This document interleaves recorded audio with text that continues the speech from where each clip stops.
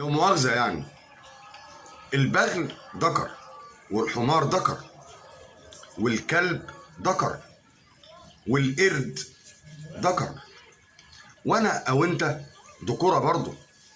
كلنا اتولدنا ذكورة، ولكن الفرق ان انا وانت بني ادمين وهم حيوانات. ذكر مش معناها راجل. عايز تبقى راجل لازم تكون متحمل المسؤولية وملكش علاقة بالناس وما تزمش في الناس في ظهرهم.